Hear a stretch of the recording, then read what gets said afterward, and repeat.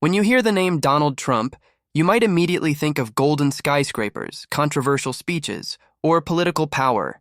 The image is clear: wealth, influence, and the promise of winning at any cost. But what if we place this figure in front of the wisdom of the Apostle Paul? The contrast might be greater than you imagine. Paul lived in a world dominated by empires, governors, and leaders who presented themselves as saviors of the nation. Rome projected power through its legions and the wealth accumulated from conquered peoples. In this setting, Paul wrote letters that cross centuries and still echo today, confronting any form of human power that exalts itself above the divine. When people look at Trump, many see a man of material success. But Paul invites us to measure greatness differently. In his letters, he insists, "True strength is not found in those who amass riches or control crowds, but in those who choose to serve." Do you see the irony? To the world, greatness belongs to those who command. To Paul, greatness belongs to those who love. To the world, power is about conquering. To Paul, power is about surrender. This reversal of values places Trump, and any modern leader, in front of a mirror that reveals far more than a public image. When Trump speaks of making America great again, what's really at stake is a narrative of power and national glory. Paul, however, wrote to small communities often persecuted, reminding them that true citizenship is neither Roman nor American, but heavenly. He said, "Our citizenship is in heaven." Imagine how provocative that was in an empire that demanded absolute loyalty to Caesar. If Paul were sitting in front of Trump, he might begin by asking, "What good is it to gain the whole world and lose your own soul?" That question, echoing the very words of Jesus, dismantles any logic of power based only on visible achievements. Paul knew what influence meant. His letters shaped entire communities and still shape nations today, but he openly declared that he did not speak with political eloquence or depend on wealth to validate his mission. He said, "When I am weak, then I am strong." Can you see how directly this confronts the self-exalting rhetoric of leaders like Trump? Paul was not impressed by palaces, accumulated wealth, or titles. He himself had education and status that could have earned him a prestigious position in his time. But after encountering Christ, he considered it all garbage compared to the value of knowing God. This is the dividing line that separates Paul's wisdom from Trump's logic. Think about how Trump presents himself, always surrounded by symbols of power, whether in luxurious buildings or on political stages. In contrast, Paul wrote from damp prison cells, shackled, yet declaring himself free in the spirit. Who in truth was more powerful? The one with gold in his hands or the one with unshakable hope in his heart? Here's the point where you begin to see, Paul isn't merely criticizing Trump or any specific political figure. He is challenging our entire mindset, the way we so easily confuse wealth with worth, followers with purpose, and personal glory with true meaning. The contrast goes beyond politics. While Trump is celebrated for his ability to negotiate, win disputes, and protect his interests, Paul spoke of considering others better than yourself. It's almost the complete opposite of the modern definition of success. Imagine the scene. Trump, known for bold statements and fiercely defending his own name, listening to Paul say, "God chose the weak things of the world to shame the strong." Doesn't it sound contradictory? For Paul, history is not written by the powerful who exalt themselves, but by the humble who surrender. And here's a crucial detail. For Paul, the greatest victory already happened on the cross. A rejected leader, seemingly defeated, transformed history because he chose to lose so that others could win. That doesn't fit into the calculations of leaders like Trump, whose mindset is to always win, at any cost. This is where Paul's wisdom becomes deeply uncomfortable. He wasn't offering an easy path, but a complete redefinition of power, success, and wealth. For him, love does not seek its own interests. Compare that with speeches centered on self-affirmation, national greatness, and personal dominance. Do you feel the tension? On one side, a man who built his identity on skyscrapers and slogans. On the other, an apostle who found his identity in scars and letters written through tears. This tension forces us to ask, which logic are we building our own lives upon? Because in the end, Paul's message isn't just for Trump, it's for you. It's for me. It's for all of us who, in different ways, also chase after recognition, security, and power. Paul's wisdom transcends centuries precisely because it exposes the illusions that repeat themselves in every generation.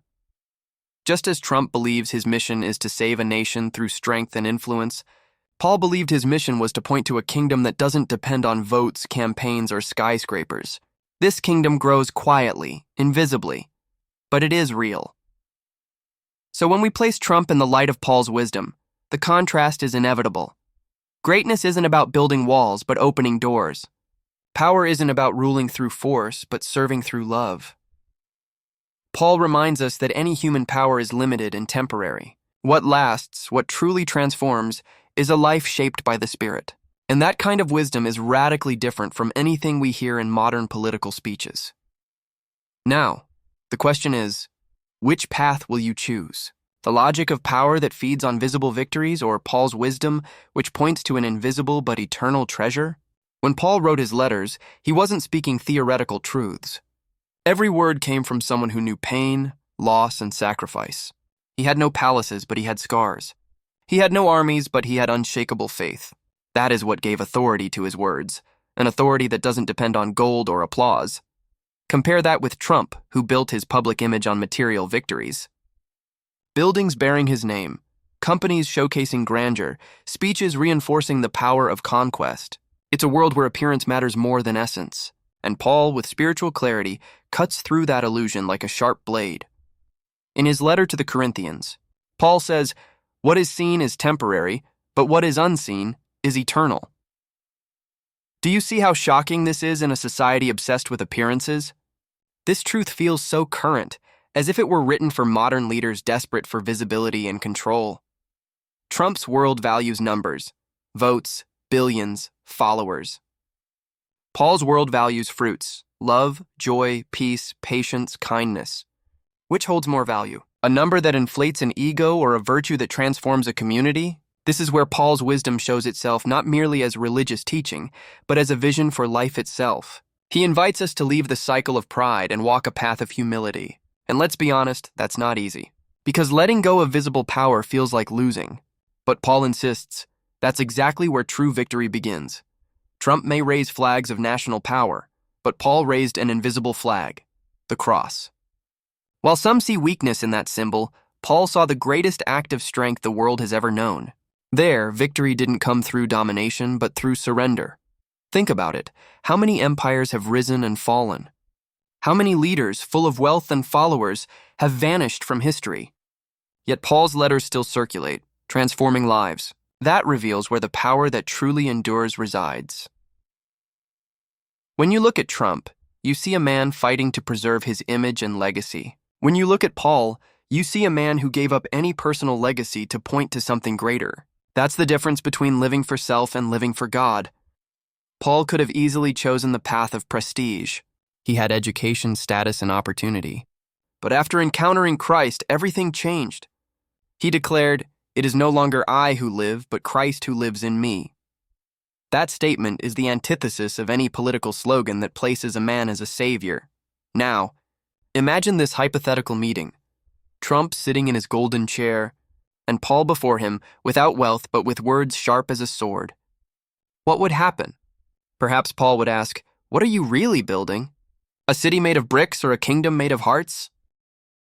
This scene forces us to reflect. Who do we model our lives after? The fleeting brilliance of worldly power or the lasting wisdom found in weakness? Because deep down, all of us are tempted to chase the same kind of greatness that Trump displays. Paul reminds us that the true battle isn't against flesh and blood, but against invisible forces. What's at stake isn't just politics, it's the human heart. And on that battlefield, wealth, armies, and slogans hold no power. Only love does.